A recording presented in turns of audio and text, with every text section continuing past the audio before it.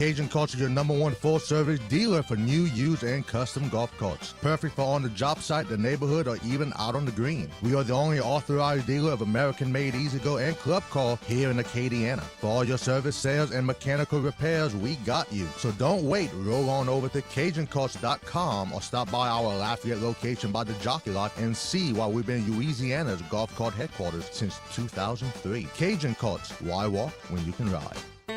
Attention first responders, police officers, firefighters, military and former military personnel. If you have an acre or more of grass to cut, Skag Zero-Turn Mowers would like to thank you by offering you a special discount with their Simply the Brave First Responders program. Save big money on the industry's top-rated zero-turn mower at Nolan's Lawnmower in Carencro. Nolan's can offer well-qualified buyers 0% financing for 48 months. Come by Nolan's Lawnmower at 3547 Northwest Evangeline Thruway and check out the full line of Skag zero-turn lawnmowers. Every weeknight, MeTV has your laugh therapy. To chase away the blues or the olive drabs. With 2 hours of MASH at 5. This guy's ankle has tickled my funny bone. Followed by the Andy Griffith Show at 7. Doggone it, Otis. You're supposed to be hugging me when I'm arresting you. But he likes you, Bart. Weeknights on MeTV. Watch MeTV Acadiana on KLWB, over the air on Channel 50.1. Check your local cable listings for the channel in your area. Live from Upper Lafayette, this is ESPN 1037 KLWB Carencro Lafayette, KLCJ-FM Oak Grove Lake Charles 1041, a Delta Media station. This game isn't fun. This game is a war. It's time for the 2-minute drill. Hurry it up, hurry it up, hurry it up. Powered by B1 Bank. Visit b1bank.com to find a location near you. Come on, let's go, you guys. Get in here, we gotta go fast now.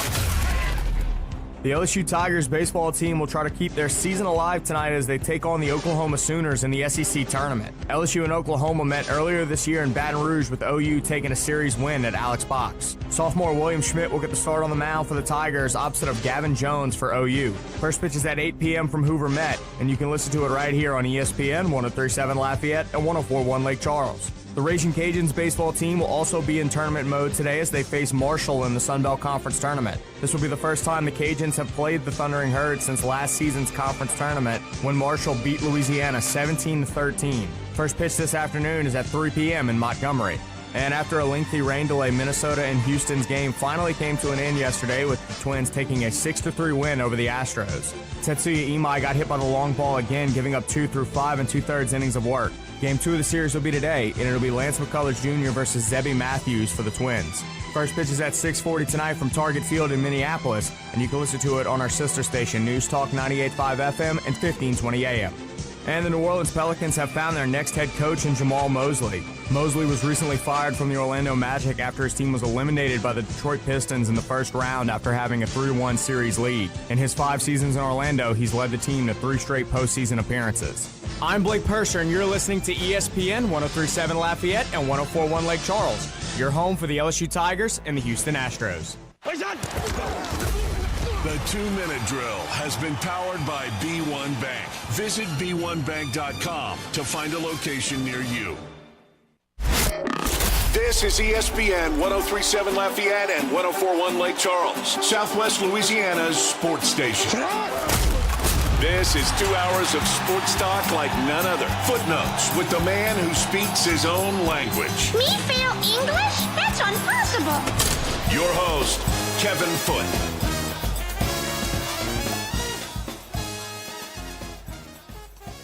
Welcome into Footnotes. You're listening to ESPN 1037 Lafayette, 1041 Lake Charles. On this Tuesday, big day for the Cajun baseball team. Open play in the Sun Belt Conference Tournament. We'll be talking plenty about that as we move forward. I had a later night than I was anticipating because we had about a 2-hour rain delay, and it just shows you how this season is going for the Astros. It's been a nightmare with Imai. And he finally looked like a major league pitcher. It was the best I've seen him look. I'm like, what am I watching here? He seemed to have more velocity on his pitches. He was attacking hitters. He wasn't pitching scared. Now, he pitched stupid a few times, and I don't even know if that's on him because I doubt he's coming up with the game plan. The second homer was just ridiculous. It was just, the pitch selection was just stupid. But anyway, he looked like a major league pitcher. And so what happens? Rain delay comes, and we can't even get to see. It's the first time all year long I was actually enjoying watching him pitch. And then the rain delay comes, and obviously after a 2-hour rain delay, you're not going to bring your starting pitcher back out there. So it's just, you got to be kidding me. And, Zach DeCenzo pretty much single-handedly lost the game for the Astros. Just a horrendous performance from him last night. And, been trying for about 3 to 4 years for this team to get a major league outfielder. They just cannot get a major league outfielder. Like, I just want a major league outfielder. Is it really that difficult? Yeah. I mean, they've been really since Brantley left. When was that? 3 or 4 years ago? Yeah. They've been needing a major league outfielder, and they cannot get one. They do not have a major league outfielder. I mean, look, I'm a Yankees fan, and we went years without having a major league left fielder, and we just circled through 50 different guys. So I understand the pain. It's just unbelievable. And Zach DeCenzo, I don't know that he could have played a worse game than he played last night. He was absolutely awful. I'm sure he could have if he tried. Oh, man, it was just awful. But anyway, there was some good things from it. Again, Imai at least looked like a major league pitcher. And so I will take that and move forward and hope that his next outing he can, again, look like a major league pitcher. We'll see what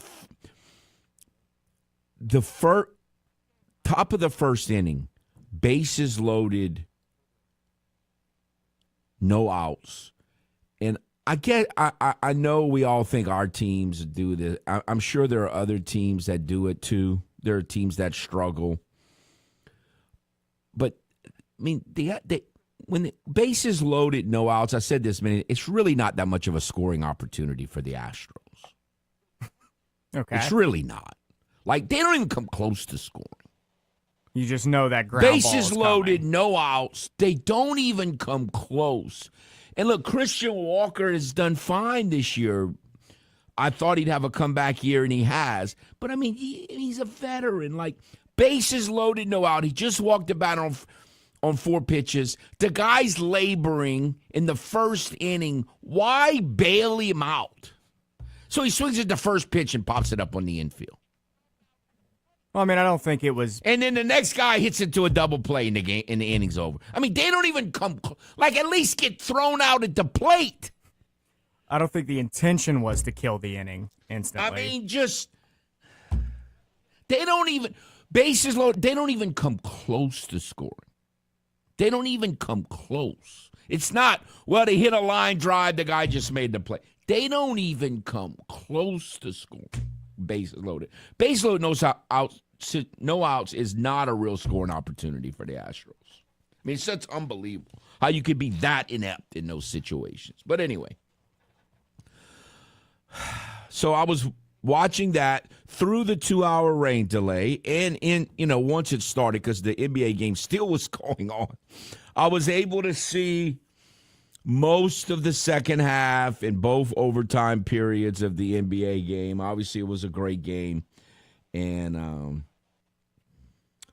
that guy, Wembanyama, he's pretty good. Like, he's not pretty. The thing about him is he's not really pretty to watch at all. It almost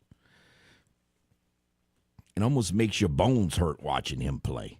But he's so good because he can do so many different things. I don't know. I just get the feeling that one of these days he's like a train that's just going to go off the track one of these days.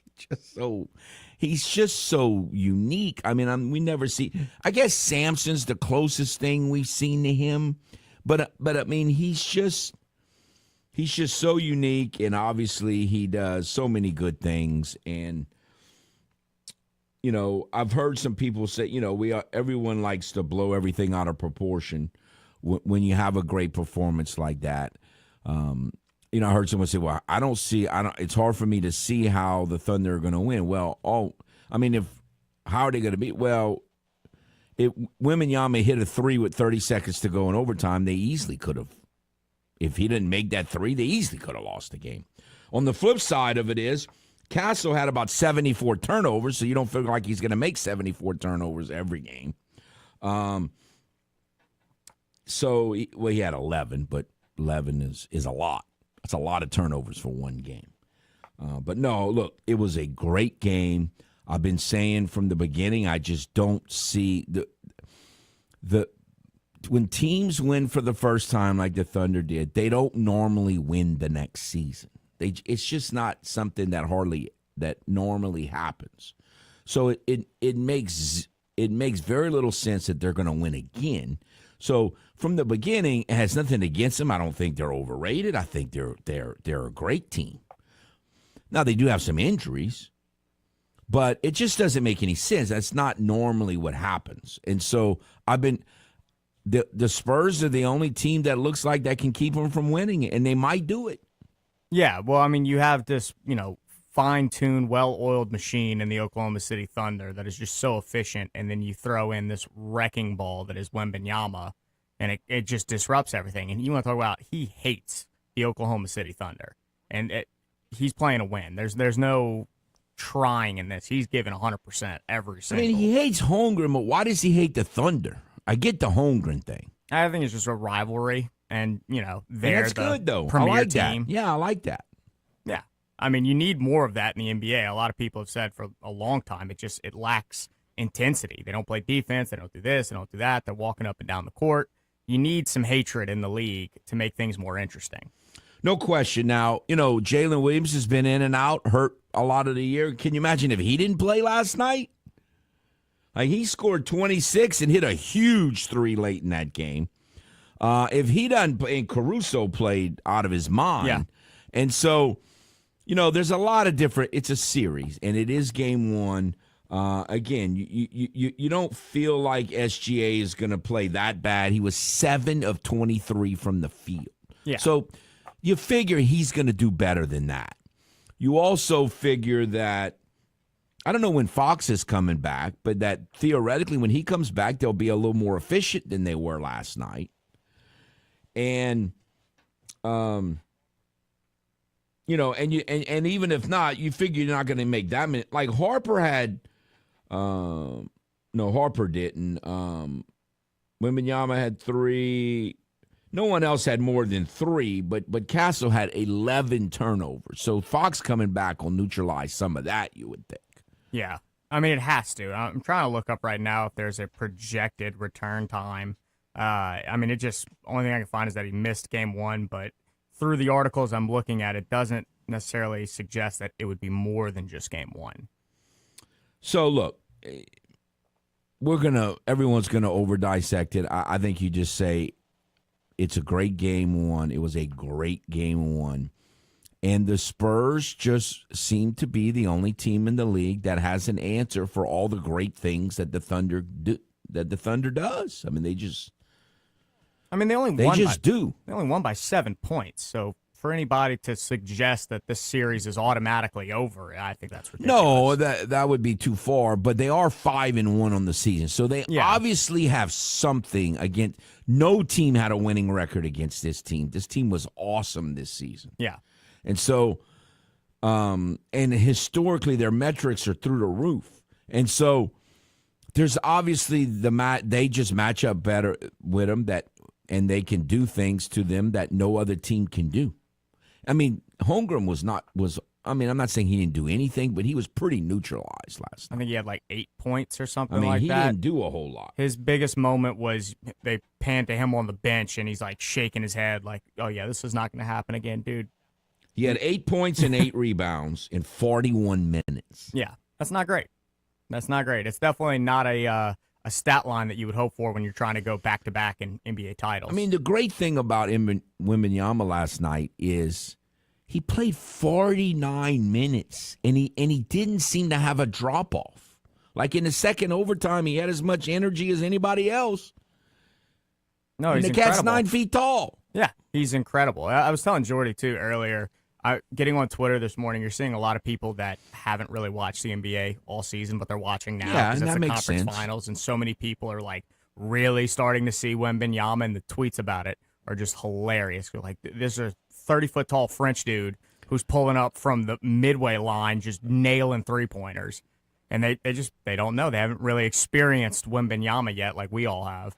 Well, I don't watch a lot of it, but I certainly know what he's done. Yeah, all you're year not long. I mean, they just, I've seen highlights more than I've seen games from him. I mean, I've seen him in a few games, but not many. Well, yeah, but you don't go home and watch, Big Bang Theory. You watch some type of sports-related television that will have, oh, and here's what happened in the NBA, Right.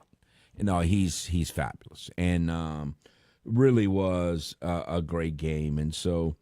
I mean, the Eastern Conference I don't think is going to be able to come close to that, but we'll see. We'll see what the Cavs do. All right, before we get to our first timeout, what is our poll question of the day? Yes, so with the recent news of the Pelicans hiring Jamal Mosley, how do you feel about the Pelicans hiring Jamal Mosley? Do you love it? Are you okay with it? Do you hate it?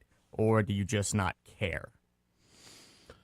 Well, I'm not emotional like Nick was yesterday. I'm not a quote unquote Pels fan. I hope they do well. It'd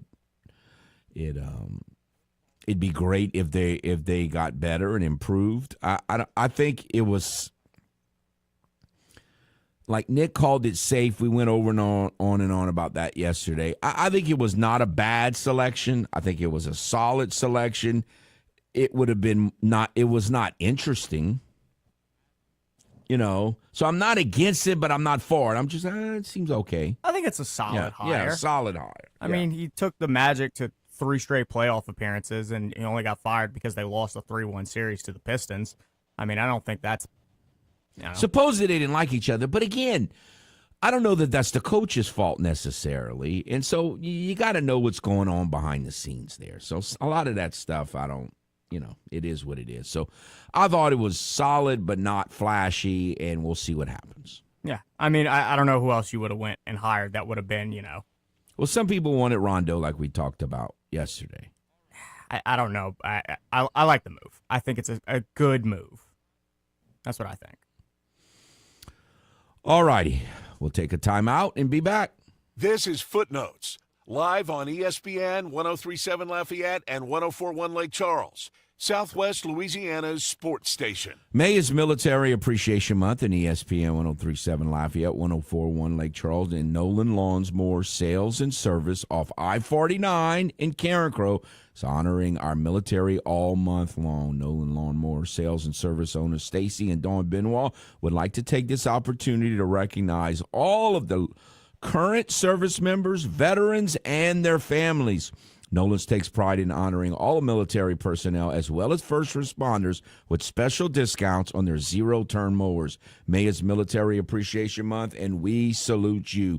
Powered by Nolan's Lawnmowers Sales and Service and ESPN 103.7 Lafayette, 104.1 Lake Charles, Southwest Louisiana's sports station. Make sure to set your alarm and tune in Saturday mornings at 10 o'clock for Sports Shorts here on ESPN 103.7 Lafayette and 104.1 Lake Charles. Join me, Ronnie Rance, and the Sports Shorts team of Tommy Christsan, Hunter McCann, and the crazy man, Joel Davis, as we break down the sports and teams that you love. The LSU Tigers, New Orleans Saints, and everything in between. Tune in Saturday mornings from 10 to noon for Sports Shorts here on Southwest Louisiana's sports station. You want to feel important. You want to be a part of something bigger, something that matters and can help change things. You want to feel like you belong. We know. We felt that way too. And that's why we did something about it. We aren't just Army National Guard soldiers. We are normal people just like you. And together, we can make a difference. Take on your legacy. Visit NationalGuard.com to find out more. Sponsored by the Louisiana Army National Guard. Aired by the Louisiana Association of Broadcasters and this station.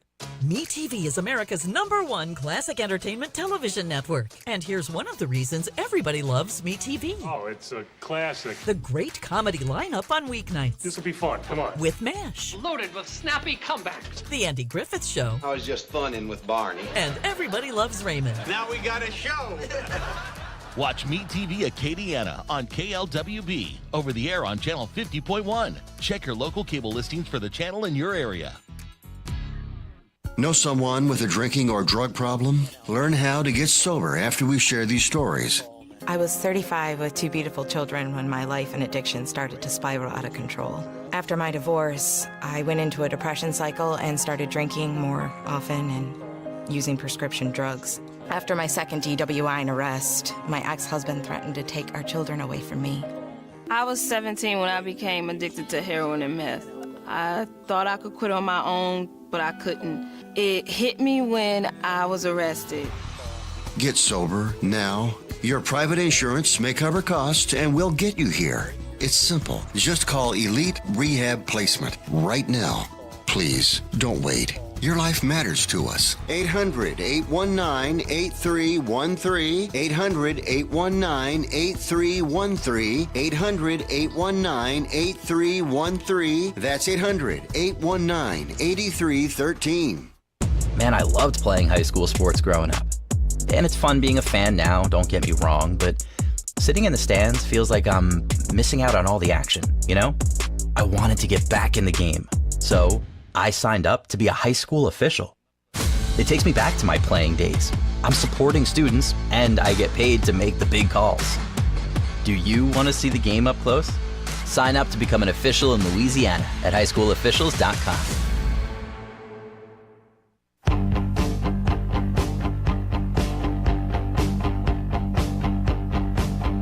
You're listening to ESPN 1037 Lafayette and 1041 Lake Charles, Southwest Louisiana's sports station. Your home for the Houston Astros.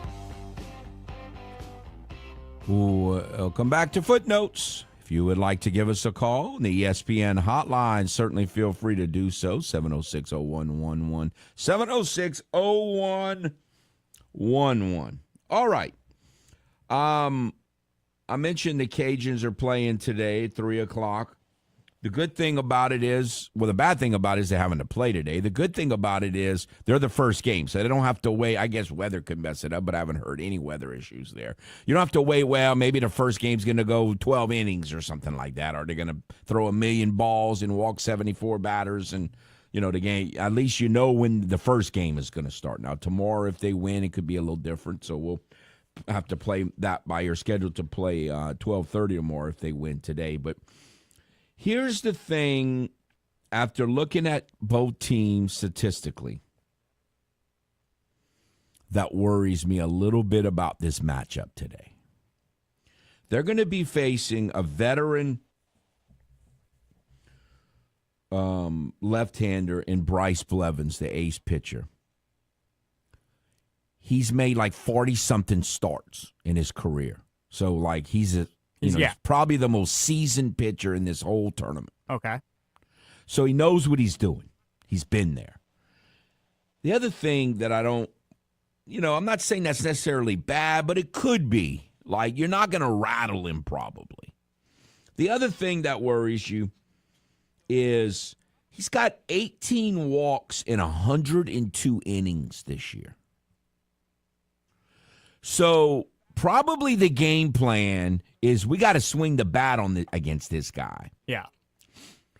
Well, when you swing the bat, there's more chances of bad stuff happening than good, the way I look at things. You're better off not swinging the bat. I would prefer facing a guy who has about 40 walks so where he can help you. In other words, you're not going to get a lot of help from this guy. You're going to have to earn it. And what happens sometimes when you swing the bat? Sometimes you get a base hit, and that's tremendous. Now, and sometimes the other team makes errors, which is good too. But sometimes you hit the ball 105 miles an hour right at the second baseman or right at the center fielder. That's called baseball. That's the Piper. Yeah. And so if you're going to get upset, to me, that's the recipe to where the other team doesn't help you very much and the piper gets you. You hit a lot of balls hard. Just at them. We've all seen those kind of games. Well, we hit the ball really hard, just a lot of balls at people today. So now, the good news, so that's a little scary for me. I'd rather face a pitcher who is a little less experienced and who walked more batters that helped you out. Now, that's the bad side of the scary part of this matchup to me. The other thing is we've all been there. Jackson Halter, former Cajun, is on the team. He had a lot of big hits against the Cajuns last year. I know it's a different team, and the Cajuns are way better. That stuff always I've had it happen to me way too often over the years. Where it's the Astros, whoever, the Saints, whoever, Cajuns, whoever. Where you get this former player and they play and they get all fired up and they do well against you. That always worries me. Well, it's like a theme now in college athletics that you play a guy who transferred from your school and he's got a chip on his shoulder. He's hitting 255, which is not a great average, Jackson, but he does have 12 doubles, 11 homers, and 52 ribs. That's pretty good. Not bad. That's pretty good. And so that's a concern. Now, on the good side of this, one of the things that we talked about yesterday with Coach Deggs that I hadn't really thought about until he said it, is that most teams now play on turf, including the Cajuns, and this is a dirt field with grass. And he said last year it was really hard, and I do remember that. It's not going to be the easiest field to play defense on. Now, Marshall on the season has given up 36 earned runs. The Cajuns have given up, I think it was 22. So they're not quite on the season. They might be willing, maybe not help you so much with walks, but help you quite a bit with defensively making some errors and maybe giving you a few earned runs, which helps. And look, he's given up 13 home runs. In other words, Coach Sandiford brought that philosophy here. We don't want to walk you. We don't want you to run all over us. We want to make you get hits. We want you to earn your runs. Yeah. Well, they've given up a lot more home runs than they normally give up. And their freebie battle is better than it's been in a while. But they've given up a lot of home runs, and Bryce Blevins is a disciple there. And, again, he's given up 13 home runs this year. So you can hit him. There's no question about it. But you're going to probably have to earn it here. They're not going to help you with walk, hit batter, 2-run single, and, oh, look how great my offense is. You know what I'm saying? No, yeah. They also, they have made 51 errors on the season. Which is more than the Cajuns, and the Cajuns, they love to bunt the ball and force you to play defense. So that on a new field, not turf, that could go advantage Cajuns because they love. They could. They love to get you with the small ball. Again, he's given up 25 doubles, 3 triples, and 13 homers. So that's 41 extra base hits this year. So you can hit him. It just and I'm sure the Cajuns, and hopefully they go out there and just crush the ball. I'm just saying I've seen it where you have a game where you just hit every time there's a runner in score position. You need a big hit. You hit a line drive and it's right at someone. Yeah. That's just baseball. And so that kind of worries me. So, again, now, obviously the Cajuns are better than Marshall. Marshall's 13-17. It's not like they won only 5 or 6 conference games. It's not like they're terrible. They're just not as good. They are 8-18 in road games. So, 13 of their 23 wins were at home. Of course, you could say the same thing for the Cajuns. Their road record isn't tremendous either. So, again, I think the Cajuns will win. I'm just the pitching matchup. Is Brash better than Blevins? Yes, he is. But in terms of just their pitching matchup against the Cajuns' offense, it is a little bit of a concern. That to me, that could be the recipe. If they hit what they call a lot of atom balls, that could be an issue. No, I definitely see your point. But one thing we didn't mention, too, they're coming off of a series sweep to Texas State. They got swept. Cajuns are coming off of a huge series win against Coastal. I think that momentum too, will help the Cajuns in this game because they're riding about as high as they possibly could right now. And I mean, I believe there was a point in time during the game on Saturday where there was a chance that they wouldn't have had to play Tuesday had they won the series. Oh, there definitely was. Okay. You know, had there, you know, it looked like, was it Texas State that won in extra innings? I think Texas State won in extra innings, and if ODU had beaten JMU, if ODU had beat JMU, either one of there were four things that only one of the four needed to happen, and none of the four happened. So yeah, it is that is an issue. And the other thing is, I wonder how much endurance Brash is going to have. Again, he's a closer that was made into a starter, and it's worked out. But he's also used to 6 days rest in between starts. And he's now only going on 4 days rest.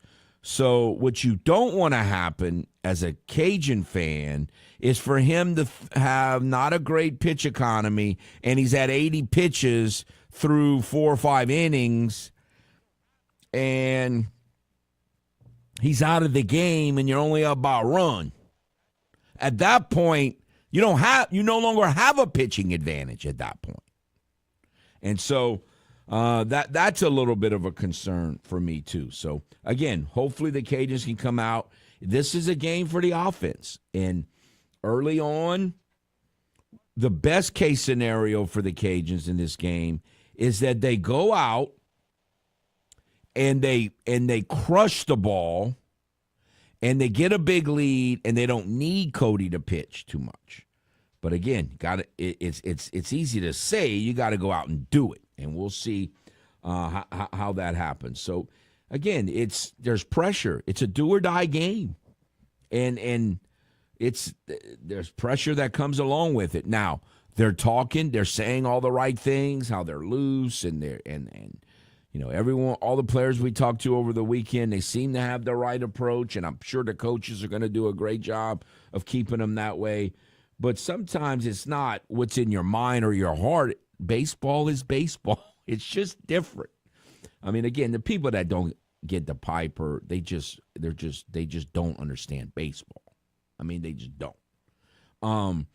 It's just different than the other sports. It's not survival of the fittest. It's not I'm bigger, faster, stronger than you like the other two sports are. It's just not.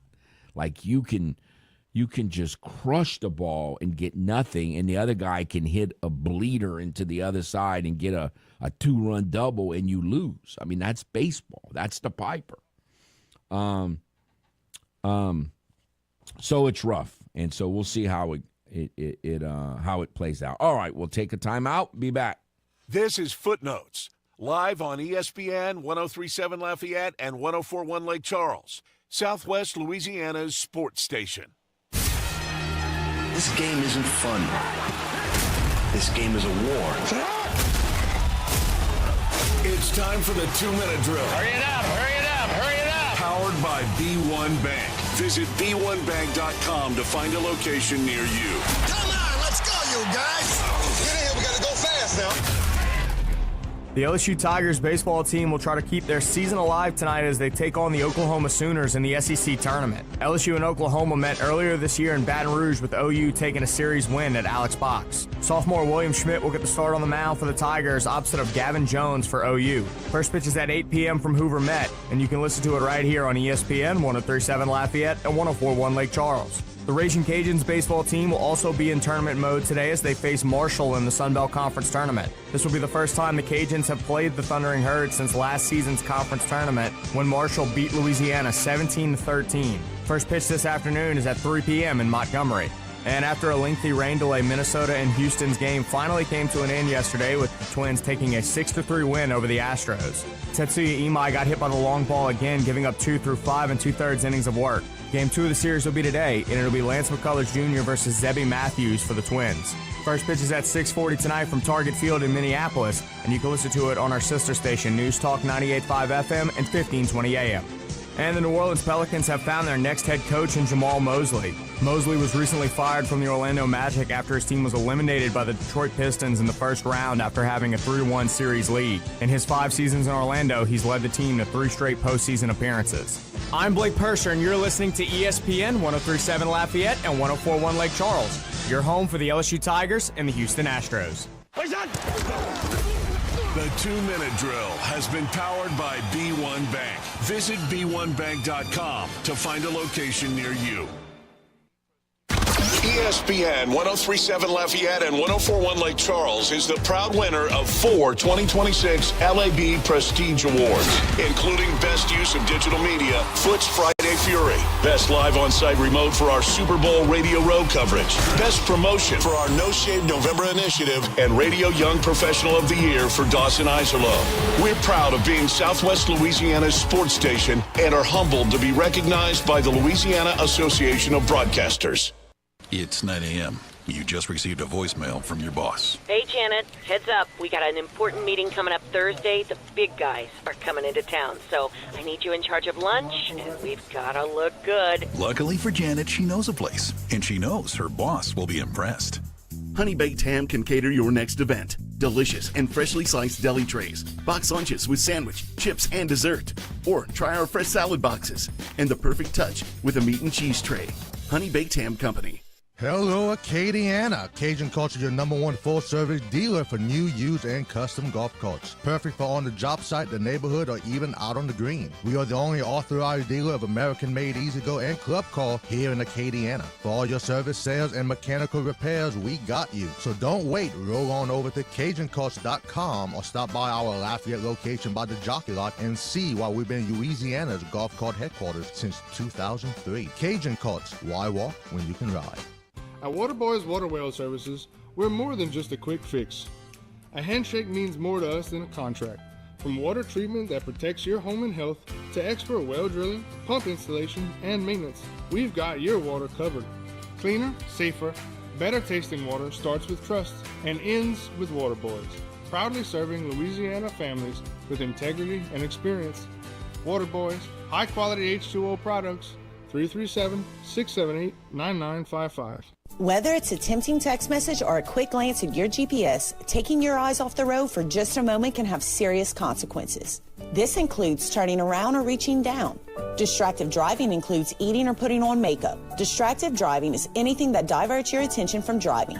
I'm Lorraine Luquette Vinoy with Service Chevrolet Cadillac, encouraging you to drive smart, drive safe, and keep those eyes on the road, Acadiana. This message is powered by Service Chevrolet Cadillac and this radio station, where safety meets style on the road. This Memorial Day, tee off somewhere special. Farm D Alley Golf Club is open and ready for you. Celebrate the holiday with fresh air, beautiful fairways, and a round you won't forget. Whether you're playing with friends or honoring the day with a peaceful solo game, Farm D Alley is the perfect place to be. Book your tee time now. Call or book online at farmdalley.com and make this Memorial Day one to remember. Farm D Alley Golf Club, where great moments are always in play.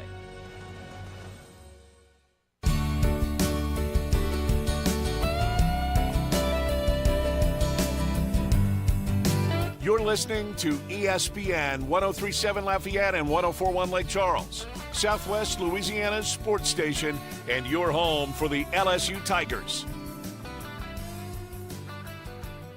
Welcome back to Footnotes. You're listening to ESPN 103.7 Lafayette, 104.1 Lake Charles. All right, let's shift gears.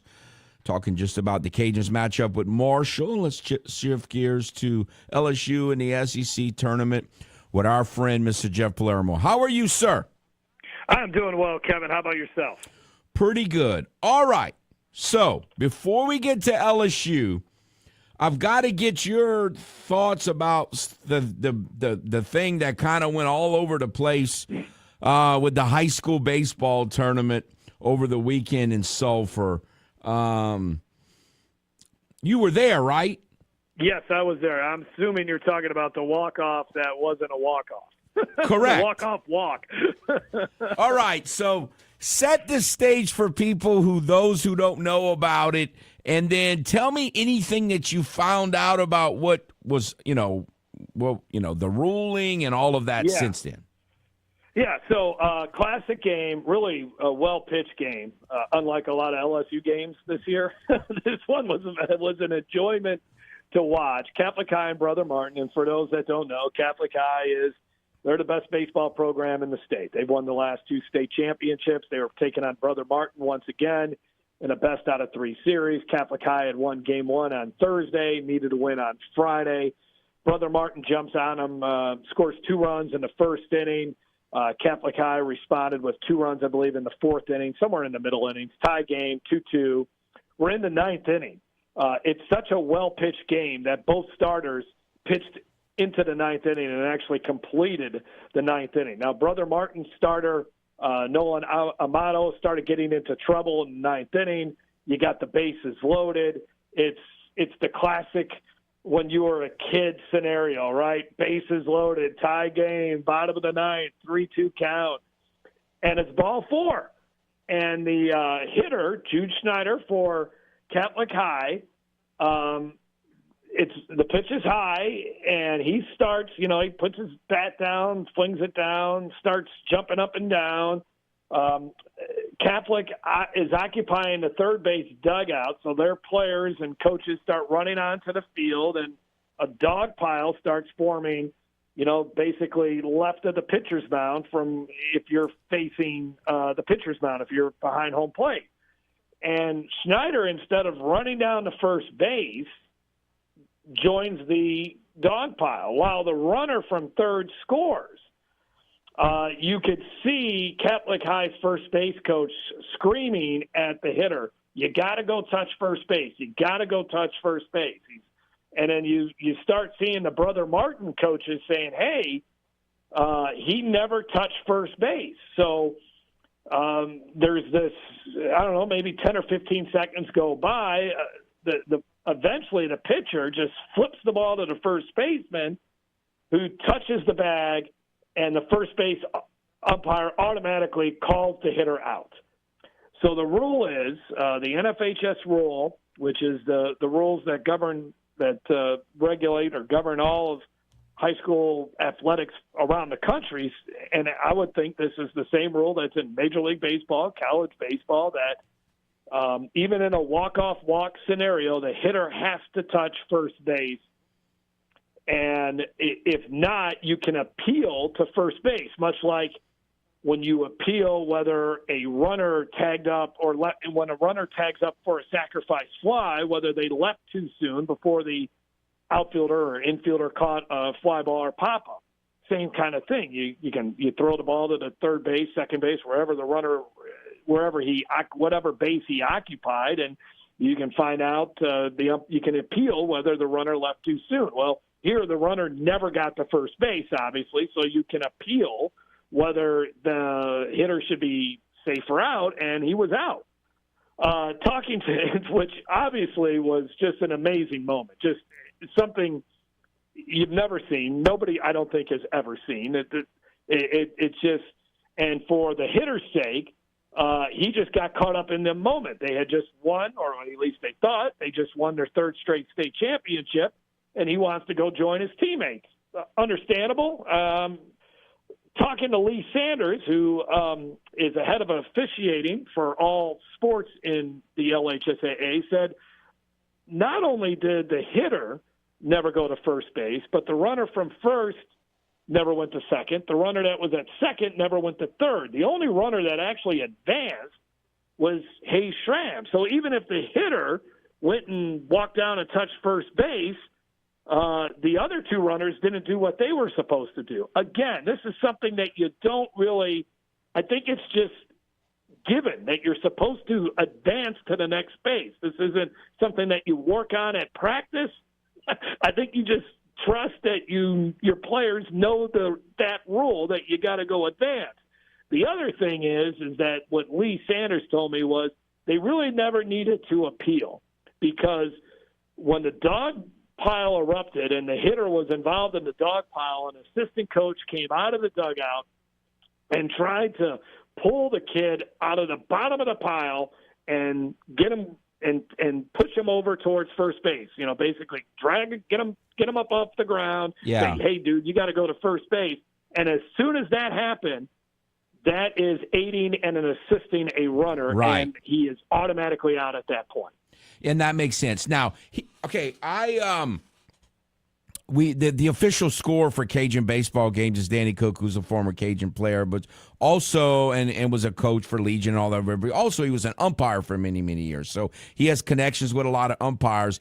And the part that he was calling a lot of, head of officials, umpire associations and stuff. And what they told him is that the only thing that in the rule book that has to happen, which I disagree with, like to me, if that's really the rule, and I'm sure it is because he was reading it to me, the rule is wrong and the rule is bad, and I agree with everything you just said. But what he was told was that all that has to happen is for the batter to touch first base and the guy from third touch home plate. To me, though, it's like a train. Like you don't get to come home unless your first, second, third. It should be all of them.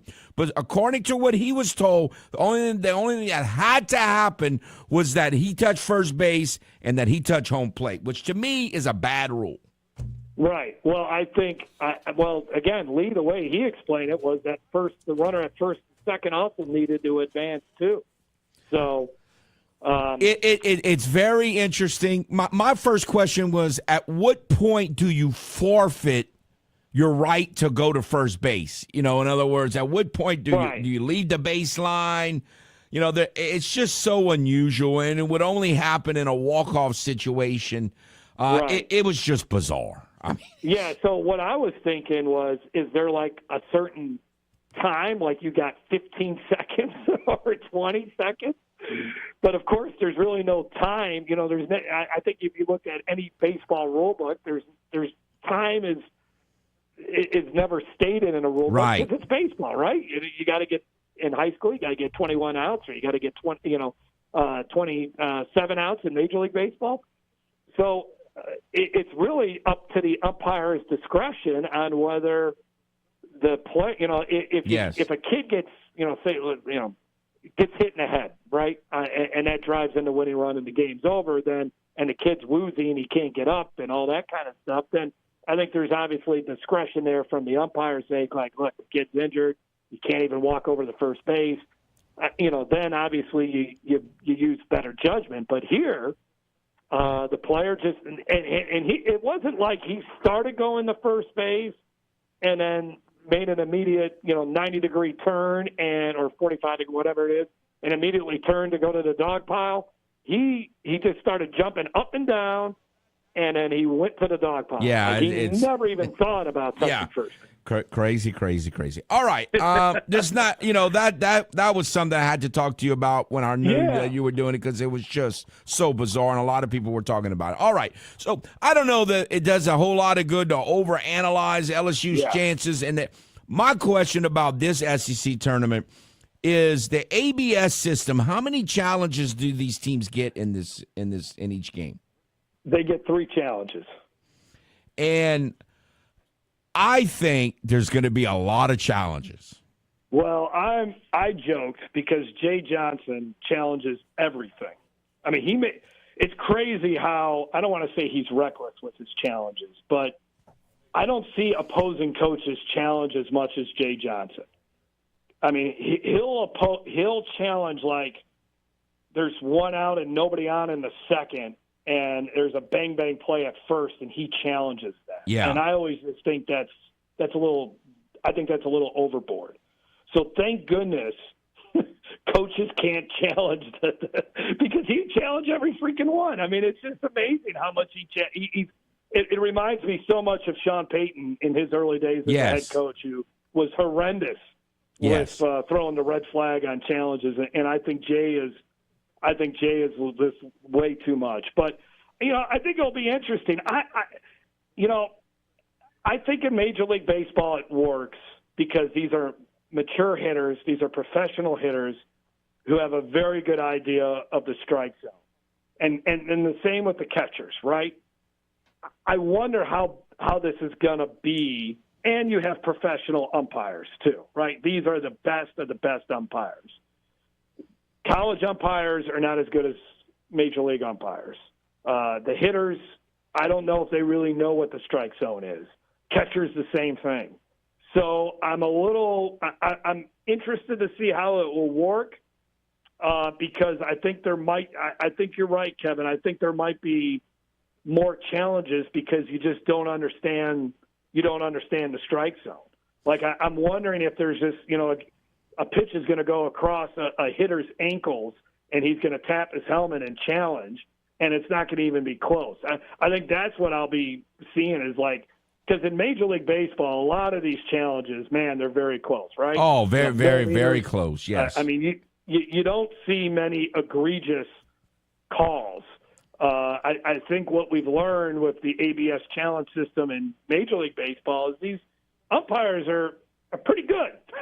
they're you might see like one, and me and you watch a lot of Major League Baseball. You might see maybe one that said, gosh, he really missed that call. But most of them are very, very borderline. And I'm wondering if you're going to see a lot of these pitchers, the hitters and catchers challenging something that's really obvious. I could be wrong. Maybe I'm not giving them enough credit. But I think it works in major leagues just because these guys are pros and they really understand the strike zone. I don't know if college hitters and college catchers have that same kind of a level of knowing what the strike zone is. Now, it's the same thing. As long as they keep getting it right, they can keep challenging. Yeah. Right. Well, I think that's going to be very interesting to see. Yeah. And I think you will see this now. I don't know if it's next year. Maybe it's in 2028 where you will see the ABS challenge in SEC baseball. I mean, if you're bringing it into the tournament, I think eventually, just like when they did with which I still think is kind of silly, the green bag thing that they have out, on first base. They brought that out in the tournament first. They used it. I still don't know if it really solves anything, other than it's out there and it's just kind of weird. But I think this is the same thing. You put this out in the tournament format, and you see how it goes, and this is something that you're thinking about implementing for regular season play in the near future. Maybe not in 27, but 2028, I could see it. I could see it happening. All righty, sir. Well, it'll be interesting to follow. We appreciate your time as always. Thank you very much. All right, Kevin. You have a good one. Take care. You too. Jeff Palermo, Tiger Rag Radio. No, look, I know it wasn't LSU, but it was so interesting to see, and it was something that so many of us didn't know a whole lot about, so I wanted to get his impressions of all of that. We'll take a timeout and be back. This is Footnotes, live on ESPN 103.7 Lafayette and 104.1 Lake Charles, Southwest Louisiana's sports station. ESPN 103.7 Lafayette and 104.1 Lake Charles is your home for the Houston Astros. And the Astros stun the Mariners. Hunter Brown, Yordan Alvarez, and the rest of the Astros are looking to get back to the postseason. You can listen to every pitch, hit, and thrilling victory of the Houston Astros. Incredible! As Robert Ford and Steve Sparks will be on the call. Tune in this season for live Astros baseball on Southwest Louisiana's sports station. This is your Chiropractic Expert Minute, brought to you by Dr. Quentin Briscoe, chiropractic physician. Hello, I'm Dr. Quentin Briscoe.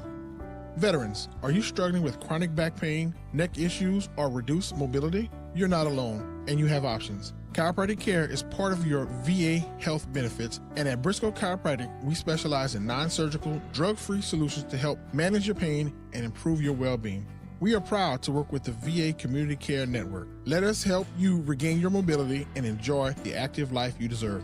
In addition to the VA Community Care Network, we are also in network with Blue Cross Blue Shield and Aetna. We accept motor vehicle accidents and workman's comp cases.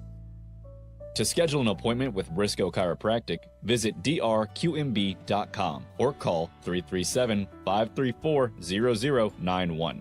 That's drqmb.com or 337-534-0091, because your spine deserves expert care. Tax season doesn't have to be stressful. Not with Black & Gold Tax Service in your corner. Conveniently located on Main Street in Broussard, we offer in-office appointments and virtual consultations. You can upload your documents to our secured portal, and we offer secure digital drop-offs. Members of the Better Business Bureau, we proudly serve South Louisiana in all 50 states with integrity, expertise, and personalized care. Visit blackandgoldtax.com and let Black & Gold Tax Service make taxes easy. Black & Gold Tax Service, where accuracy meets Acadiana pride.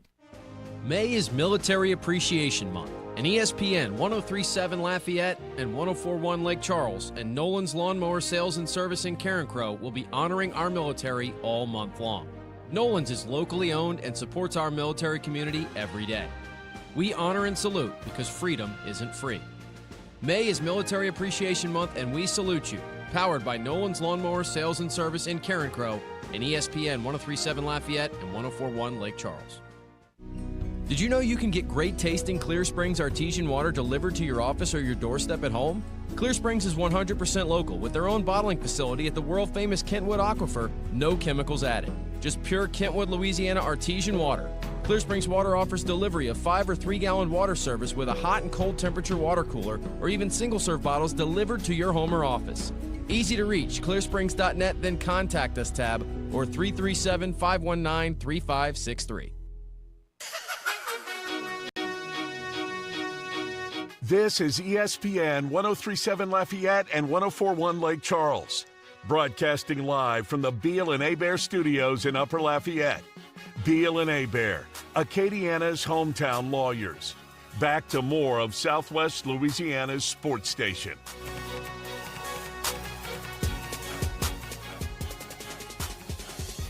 Welcome back to Footnotes. And we just have a few minutes left in this first hour, another hour to follow. Again, if you want to give us a call on the ESPN hotline, certainly feel free. 706-0111 in the next hour. No interview, so anytime that you want to call, we should have time for that. And again, we talked about the great NBA game last night. Certainly, if you want to talk about that, any impressions that you had from that or certainly on the table. It was, I've been not complaining, but just observing that the NBA playoffs is so far been pretty disappointing. I really thought it'd be a little better than it's been so far, but that game last night was just fabulous. And so we'll see. I would expect this series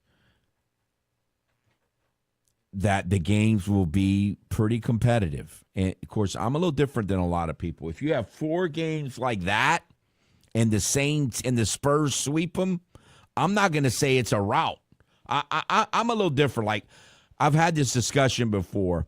If you have 7 games in a series and they're all blowouts, is that a close series? Or if you have 4 games in a series and they all go double overtime, but the same team wins all 4.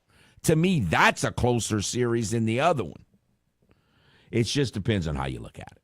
But it is so certainly to do with that. And then we've got, the Sun Belt tournament, the SEC tournament, and the ABS system that we were just talking with Jeff about. I think it's going to be interesting because I think it's just the truth that there are way more balls called strikes at the college level than at the major league level. So if the ABS system is really going to be the exact same, where all you have to, it's just – It's going to be very interesting and to see how many of them. And I agree with everything Jeff said, but I think the number in the month of April was there were like 8,000 or 9,000 misplays. Now, a missed call in Major League Baseball, a missed call, to me, they're not all created equal. Like some of these misses are like a centimeter, seems like. Off or 2 centimeters, like just like they're side by side, but it just didn't quite nick it. And that's a different kind of a miss than if you miss by 2 or 3 inches. So it's going to be fascinating to watch the ABS at the college level for sure. 1 hour down, another hour to go. Stay tuned. Ready to transform your backyard into the summer paradise you've always dreamed of? With Duplessis Builders custom gunite pool packages, we make it simple to own a stunning, long-lasting, in-ground pool built just for you. Choose from classic designs, all customizable to fit your space, style, and budget. Our pools come with quality finishes, energy-efficient equipment, beautiful lighting, and professional installation from excavation to decking, so you can dive in before the next heat wave hits. Don't just dream it, build it. Visit duplessisbuilders.net.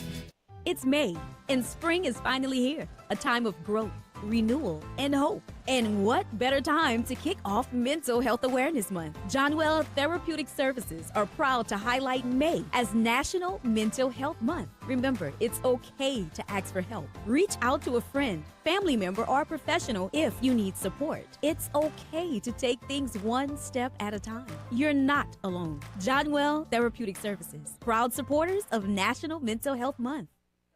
Everybody's talking about the big, beautiful bill, and it's game-changing for taxpayers.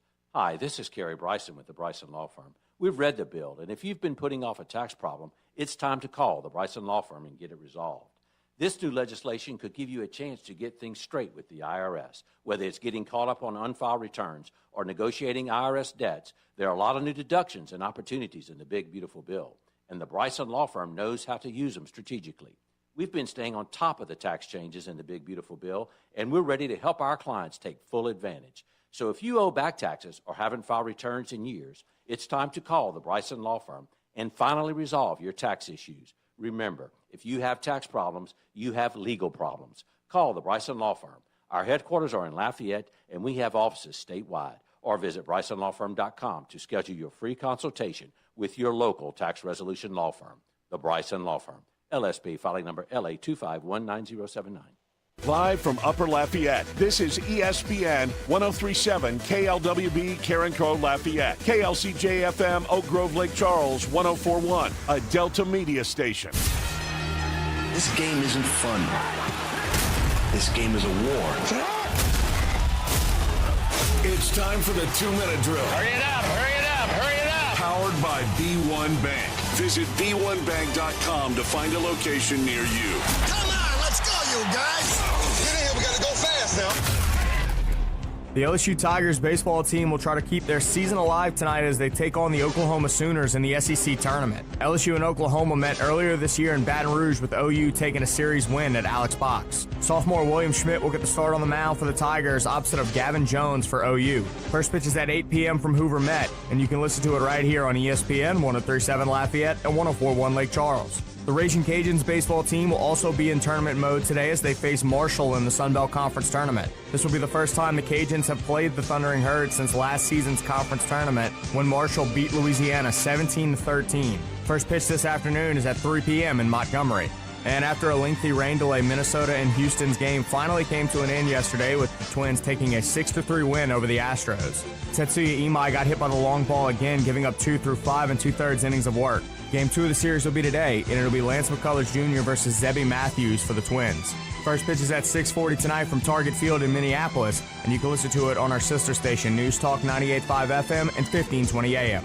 And the New Orleans Pelicans have found their next head coach in Jamal Mosley. Mosley was recently fired from the Orlando Magic after his team was eliminated by the Detroit Pistons in the first round after having a 3-1 series lead. In his 5 seasons in Orlando, he's led the team to 3 straight postseason appearances. I'm Blake Persher, and you're listening to ESPN 1037 Lafayette and 1041 Lake Charles, your home for the LSU Tigers and the Houston Astros. The 2-minute drill has been powered by B1 Bank. Visit b1bank.com to find a location near you. This is ESPN 1037 Lafayette and 1041 Lake Charles, Southwest Louisiana's sports station. This is 2 hours of sports talk like none other. Footnotes with the man who speaks his own language. Me fail English? That's impossible. Your host, Kevin Foote.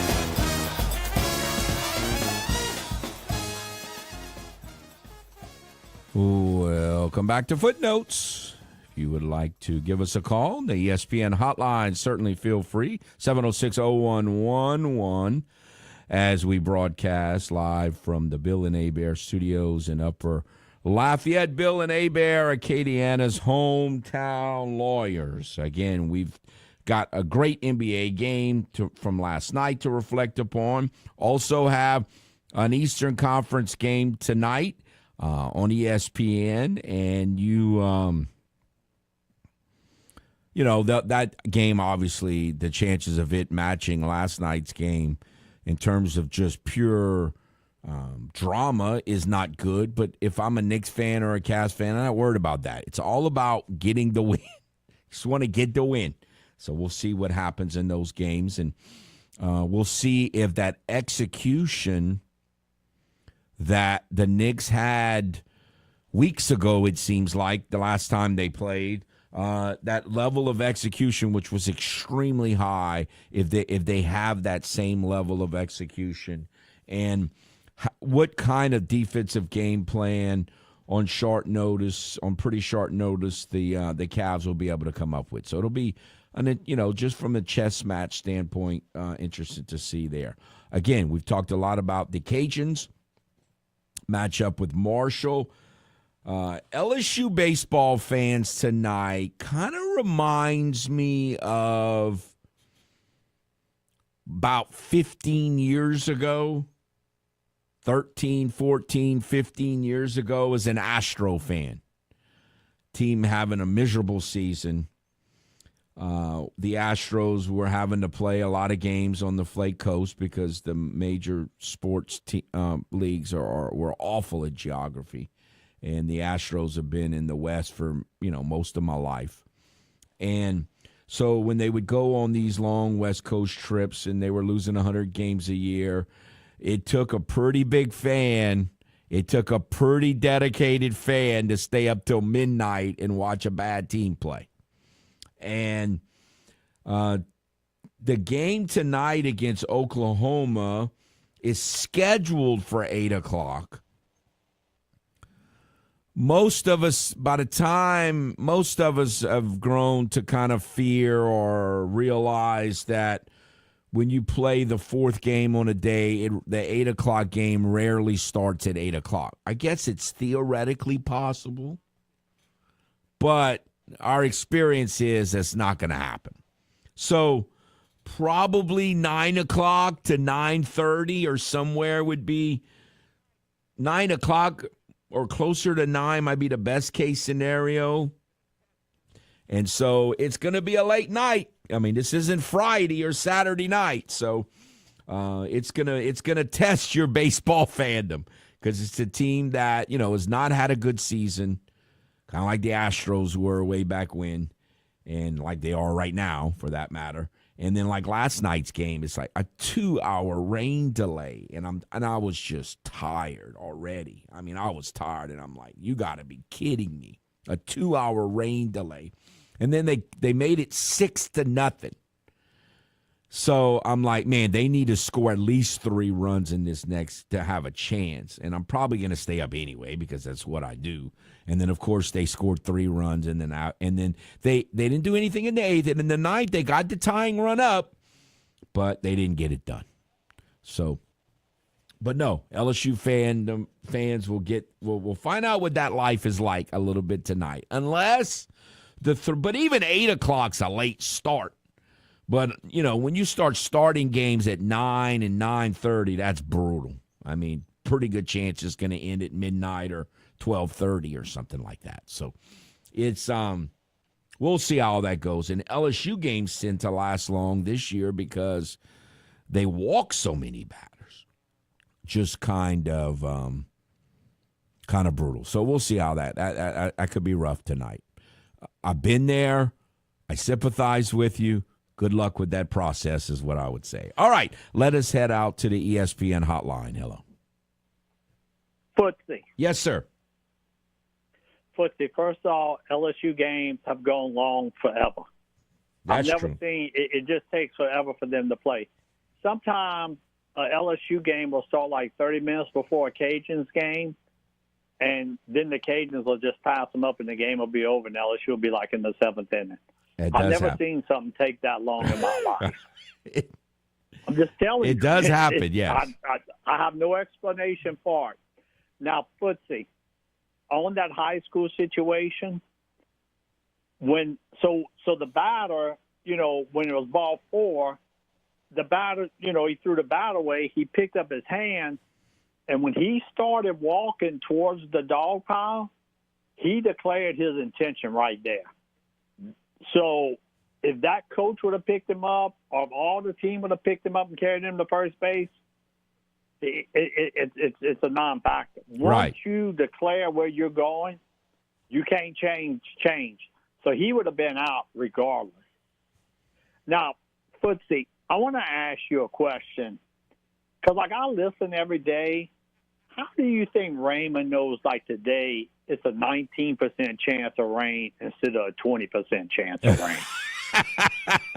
Now, the whole rain thing, from my understanding, and the 19 to 20, I don't know, but, that's just, it's a 20% chance of it raining somewhere in our coverage area is what that means. That doesn't mean that. Okay. Is what that means, or at least that's what I've been told that means. Because, some days it's 7%. And I just wonder how, do y'all have some equipment up there? So I just wonder how he's so accurate. You know what I'm saying? No, I mean, yeah, so specific with the number. I have no idea. I'd have to ask him because I've never asked him that question, and I'm not involved in that process. But, I mean, he's not coming up with that. Something is telling him that, and he's just reading it. But I don't know where that comes from, no. Yeah, I'll have to ask him. I was just picking on him. I knew he was just reading it from somewhere. Now, Footsie, for the Cajuns, what are our thought process? If they win today, they get an at-large. They need to win today and tomorrow. I mean, what's our thought process? I think a lot of people are thinking they need to win 2 games in the main draw, not counting this one. But again, that's just something people are saying. We don't really know. But D1 yesterday, when I looked at it, they had the Cajuns in, and they had Texas State and Troy as 2 of the first 4 teams out. But again, that's just their guess. I mean, we don't really know.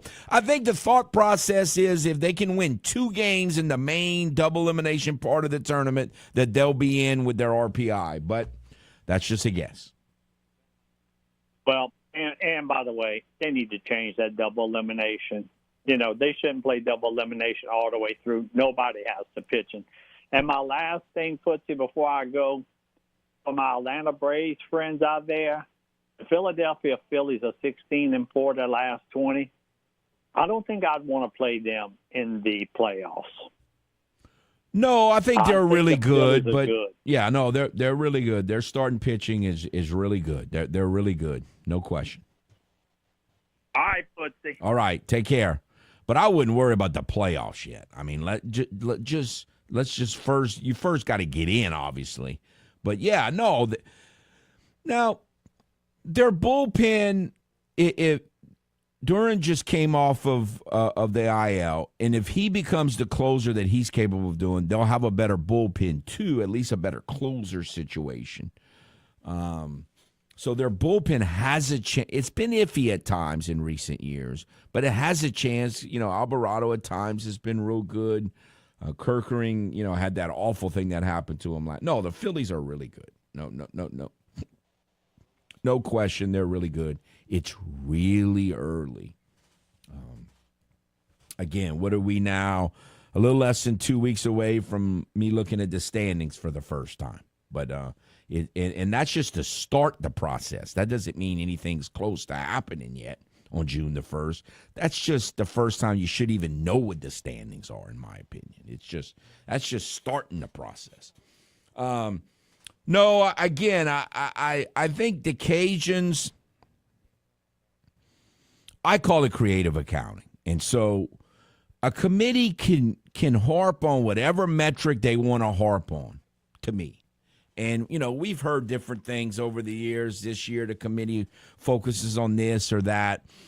I would think the fact that the Cajuns have a season series win over Southern Miss, a season series win over Coastal, a season series win over App, and then South Alabama as well. That will mean something in addition to their RPI, which I don't know. I've seen 39 or 40, right in there, whatever it is.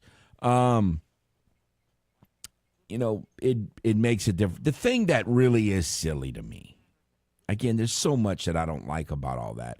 Like, if a team is 25, then that matters a whole lot more than if a team is 26. Well, I get the whole quad thing, but really, is there any difference at all between if you're 25 or you're 26? I mean, really. But it does make a difference, though, because of the whole quad thing. So, I've never liked that whole process. The Cajuns seem to be on better footing than like Troy and Texas State, a little better footing than them on that front. But you have to win, though. I think you got to win today, and then I think the popular thought process is you need to win 2 games in the main draw of the tournament. We'll see. We'll see. It's just a guess, and I made the comment yesterday that you don't have to play Coastal. You get to play Coastal. At least that was the scenario 3 years ago in 23. And when I brought that up to Coach Deggs yesterday, he made the comment that in his mind anyway, that the Cajuns are a little bit ahead of where they were going into that tournament in 23, where they ended up playing Coastal 3 times and beating them 2 of the 3 times in the conference tournament. And Coastal was ranked. Well, but Coastal was even better then. Coastal was ranked in the top 10 then. I don't know exactly what their RPI was going into that tournament, but I know they were ranked in the top 10. They were ranked that high a lot of the year, but they've kind of slipped of late. So we'll see. It's they're in a pretty good position, but again, they absolutely have to win today, and then hope they can win at least 2 more games in the conference tournament is what some people are thinking anyway. We'll see how it plays out. We'll take a timeout and be back. This is Footnotes, live on ESPN 103.7 Lafayette and 104.1 Lake Charles, Southwest Louisiana's sports station. May is Mental Health Awareness Month, and ESPN 103.7 Lafayette, 104.1 Lake Charles teamed up with John Well Therapeutic Services to bring awareness to mental health. Glenda at John Well Therapeutic Services, a licensed professional counselor providing individual therapy to adults. She has over 15 years' experience working with clients in a variety of settings. Whether you prefer an in-person session or the convenience of telehealth, support is available across Louisiana. Book your appointment today by visiting Psychology Today and searching for Glenda John Well. Southwest Louisiana Sports Station and John Well Therapeutic Services, proud sponsors of Mental Health Awareness Month, because your mental health matters. From Tiger Stadium to the Texas state line, ESPN 103.7 Lafayette and 104.1 Lake Charles is your home for live and local sports talk in Southwest Louisiana. We're your official home for the LSU Tigers and Houston Astros. ESPN 103.7 Lafayette and 104.1 Lake Charles also tackles the latest involving the Louisiana Raging Cajuns, McNeese Cowboys, and New Orleans Saints. So keep it locked right here. ESPN 103.7 Lafayette and 104.1 Lake Charles, Southwest Louisiana's sports station. We are the soldiers of the Louisiana Army National Guard. We are your neighbors. We are your sons and daughters. While we serve part-time, we are learning valuable life and job skills. We are earning money for college, for trade and technical schools, and for certification. We are proud to serve both our country and our home state. We are your Louisiana Army National Guard. Sponsored by the Louisiana Army National Guard. Aired by the Louisiana Association of Broadcasters and this station. Oh, look who's here. Everybody Loves Raymond is on MeTV. Who told you that? Raymond! America's #1 classic TV network. Nothing even comes close. Enjoy 2 back-to-back episodes every weeknight. We're doing it twice. Watch Everybody Loves Raymond. Yeah, it's all about you, Raymond. Weeknights starting at 8 on MeTV. Watch MeTV Acadiana on KLWB, over the air on channel 50.1. Check your local cable listings for the channel in your area. We are the NFHS. That stands for the National Federation of State High School Associations. But really, what we stand for, together with the LHSAA, are the 110,000 high school sports students in Louisiana. And so we stand. We stand for the runners, soccer and basketball players. We stand for their coaches, administrators, and officials. We stand for the swimmers, football players, and wrestlers. We stand for the golfers, softball, and volleyball players. We stand as the national leader and advocate for high school athletics and all who participate in them and make them possible. Because it is our purpose to ensure that high school students get to play, perform, and compete together. To learn more about who we are and what we stand for, visit nfhs.org. We are Lions International, the world's largest service organization. We are volunteers committed to strengthening our communities and supporting those in need, one act of kindness at a time. For more than a century, Lions have been serving a world in need, right here in our community and around the world. Lions International makes the impossible possible. This is your invitation to join us, because the only thing missing from our mission to make a difference is you.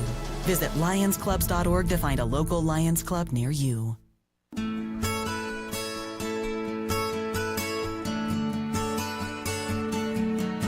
You're listening to ESPN 1037 Lafayette and 1041 Lake Charles. Your home for the best local sports talk in Southwest Louisiana. Welcome back to Footnotes. Again, if you would like to give us a call on the mics, on the ESPN hotline, I'm 1 for 4 today. Or 3 for 4, actually. I did it right 3 times. 706-0111. 706-0111. Certainly feel free to do so. All right, I want to shift gears a little bit. Just talk. We haven't talked much Saints other than the schedule, and there's some. It's just the way my mind works, and you don't have to agree. I'm just making an observation, some observations here. It just was very interesting to me, and people say, can you just move on? I get it. I'm ready to move on. I've already moved on. But I was quite surprised as I heard a couple what I would call T-34s, for those of you who remember when I came up with the DAT number system to classify supposed Saints fans. But quite a few of the 334s, the T-34s, as the Saints schedule came out late, what was it, on Thursday last week, and I was hearing some of it on Thursday and Friday and saw some, over the weekend. People giving their predictions, which, a lot of people do predictions. It doesn't mean a whole lot. It's just you're just giving your first impressions. They are what they are. But I thought it was very interesting that quite a few of what I consider the T-34 crowd was predicting that, after looking at the Saints' schedule, was predicting the Saints to win 8 or 9 games. And the reason why that's interesting to me, again, I'm a D12, but Saints fan, and always have been. But it's interesting to me that the T-34 crowd that hated everything about the previous regime, that in 2023, the Saints went 9-8, tied for first place, beat the team that it split with, that it tied for, by double figures on the road in the second to last game of the year, and then scored 50-something on another opponent, the next one.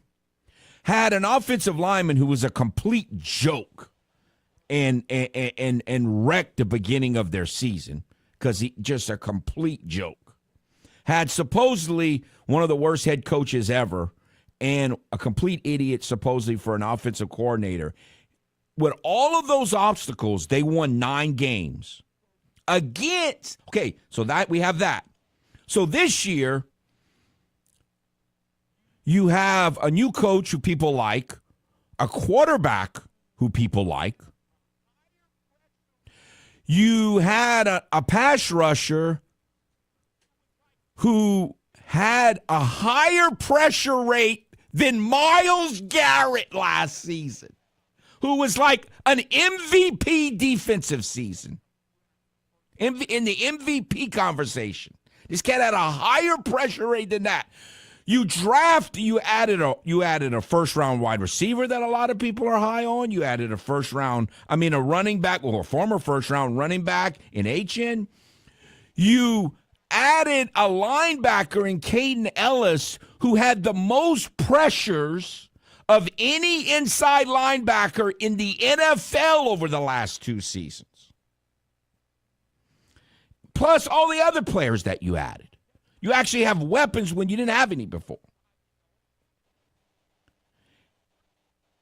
And your offensive line doesn't have a complete donkey on it, sabotaging the whole unit like the team in 23 had to overcome. That team won 9 games and tied for first, and yet the T-34s were just miserable when that. But this year they're predicting 8 or 9 wins, and get this, the same identical strength of schedule on paper. Now, we never know how strength of schedule is going to play out, but the strength of schedule for that season and the strength of schedule for this season is identical on paper. And yet, that team was a complete farce, and they won 9 games. And this team has all these advantages and all these additions and all of this, and they're going to win 8 and your prediction is 8 or 9 games. Something don't add up here.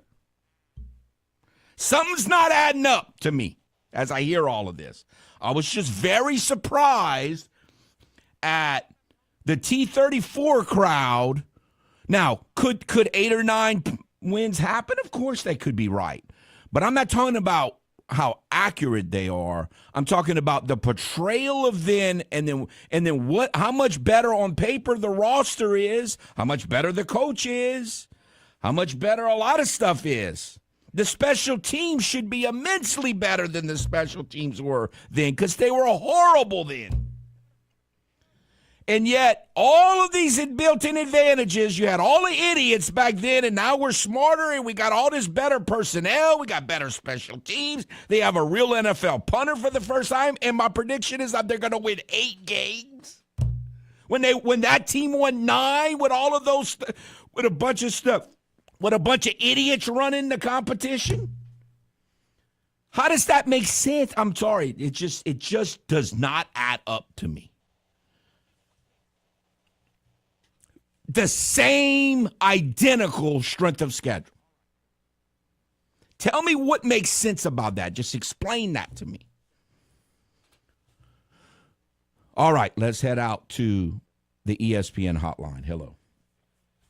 Man, you know what I noticed about the Thunder? When they lose a game, particularly in the playoffs, and they haven't done that this year, of course, until last night, but Chet Holmgren, man.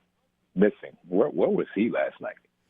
Well, I mean, he actually wasn't guarding. He was helping to guard Wemby, but he wasn't actually guarding him one-on-one all that often. But yeah, I mean, he's going to get neutralized by that guy. He's bigger than him, way bigger than him. Yeah, Caruso hasn't scored 30 or whatever he scored last night. Just Spurs going to win. Yeah, man, just Wemby, man, what a game, man. Like you said, man, that 3. Oklahoma City, that was the play where Oklahoma City was up, right? Yeah, they were up by 3 with like 30 seconds left. Yeah. And they took a wild 3. I'm like, whoa, like, just hold the ball, like, trying to control the ball. And that's when Wemby. Well, the thought process there is, from what I understand, it's a 2-for-1 thing. Coach Marlin was big on that. A lot of people didn't like it. In other words, if you shoot before before the clock, theoretically, you can get 2 possessions to the other team's 1 possession. And that supposedly that's why he took it. And if he did that, especially without being told, then that's even more impressive. Yeah, man. I heard you get on Castle a little bit, but to me, he has some big shots, man. Like I say, man, this is a wild game, but Chet, man, like he tends to disappear a lot. You know, like I said, I know he's dealing with a lot. I give Caruso credit, man. Caruso held his own against women. Oh, he was fabulous. I mean, again, he's given up a ton of shots. You know what, though, man? Not to cut you off. I was upset. I was hot when the Lakers got rid of Caruso, Caldwell Pope. And I think that was the issue with the LeBron James era Lakers, man. They didn't count on key role players. They went out the names instead of having just key role players, men who know their roles, players who know their roles, who's not going to alleviate from that. You know what I'm saying? That's fair. That's the problem I have with the LeBron James era Lakers. But like I said, though, man, Game 1, great game. Hopefully, this Cavs and Knicks series, man, I think it's going 7, but I think the Knicks are going to win. Well, I hope you're right, man. The Knicks fans will not survive if it goes 7. They 3 losses, they will not survive that. Yeah, like I said, man, let's see. I want to see this Harden train go, man. This Harden Mitchell train. And Donovan Mitchell, he has some New York ties, right? Didn't his dad work for the Mets or something? Yes, he does. Yeah, crazy game, man. Look, you have a good one. Thank you. Take care. If Harden performs well in this series, that will surprise a lot of people. Let's just put it that way. That will surprise a lot of people. Look, I'm with him. I'm an underdog guy. If I don't have a dog in the fight, I'm an underdog guy. And I'm not I just love Game 7 guy. You know, I don't care about how. I guess if my team's not in it, then I care a little more about how entertaining the game is. But that's really not how my mind works. I'm not worried about the entertainment value of it. I'm worried about the team that I hate losing and the teams that I like winning. That's what I worry about. That's what's entertaining to me. The result, not the process. Especially if I have any rooting interest in it. So I'm not as big into got to have Game 7 because I love drama and it's a big event for me and all that. It's about whether the narratives get proven correctly or incorrectly. And man, the Knicks, I just don't know if they're fans because I think they're thinking sweep or 5. I don't even think 6 or 7 is in their mindset right now. And so if it actually would go 7, they're going to have meltdowns left and right. All right, let's take a timeout. We'll be back. This is Footnotes, live on ESPN 103.7 Lafayette and 104.1 Lake Charles, Southwest Louisiana's sports station. This game isn't fun. This game is a war. It's time for the 2-minute drill. Hurry it up, hurry it up, hurry it up. Powered by B1 Bank. Visit B1Bank.com to find a location near you. Come on, let's go, you guys. Get in here, we gotta go fast now. The LSU Tigers baseball team will try to keep their season alive tonight as they take on the Oklahoma Sooners in the SEC tournament. LSU and Oklahoma met earlier this year in Baton Rouge with OU taking a series win at Alex Box. Sophomore William Schmidt will get the start on the mound for the Tigers opposite of Gavin Jones for OU. First pitch is at 8 p.m. from Hoover Met, and you can listen to it right here on ESPN 103.7 Lafayette and 104.1 Lake Charles. The Raging Cajuns baseball team will also be in tournament mode today as they face Marshall in the Sun Belt Conference Tournament. This will be the first time the Cajuns have played the Thundering Herd since last season's conference tournament when Marshall beat Louisiana 17-13. First pitch this afternoon is at 3 p.m. in Montgomery. And after a lengthy rain delay, Minnesota and Houston's game finally came to an end yesterday with the Twins taking a 6-3 win over the Astros. Tetsuya Imai got hit by the long ball again, giving up 2 through 5 2/3 innings of work. Game 2 of the series will be today, and it'll be Lance McCullers Jr. versus Zebby Matthews for the Twins. First pitch is at 6:40 tonight from Target Field in Minneapolis, and you can listen to it on our sister station, News Talk 98.5 FM and 1520 AM. And the New Orleans Pelicans have found their next head coach in Jamal Mosley. Mosley was recently fired from the Orlando Magic after his team was eliminated by the Detroit Pistons in the first round after having a 3-1 series lead. In his 5 seasons in Orlando, he's led the team to 3 straight postseason appearances. I'm Blake Purser, and you're listening to ESPN 103.7 Lafayette and 104.1 Lake Charles, your home for the LSU Tigers and the Houston Astros. We're Bryson!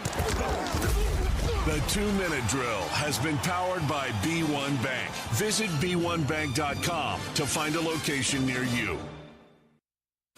ESPN 1037 Lafayette and 1041 Lake Charles is the proud winner of 4 2026 LAB Prestige Awards, including Best Use of Digital Media, Foot's Friday Fury, Best Live On-Site Remote for our Super Bowl Radio Road coverage, Best Promotion for our No Shave November initiative, and Radio Young Professional of the Year for Dawson Iserloh. We're proud of being Southwest Louisiana's sports station and are humbled to be recognized by the Louisiana Association of Broadcasters. Imagine building your dream backyard pool without ever leaving your couch. With Duplessis Builders, you can go shop our in-ground gunite pool packages online, start to finish. Browse our pool designs, compare features, see exactly what's included, and choose the package that fits your style and budget. Once you purchase, our team takes over. From permit and excavation to gunite decking and final startup, you click, we build, you swim. Your backyard upgrade is just a few clicks away. Visit duplessisbuilders.net and buy your pool online today.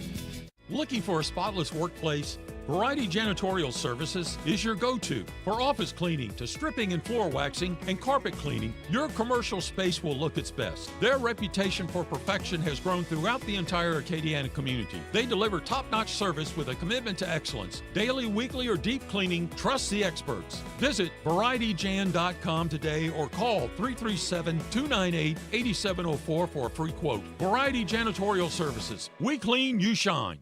We are the soldiers of the Louisiana Army National Guard. We are your neighbors. We are your sons and daughters. While we serve part-time, we are learning valuable life and job skills.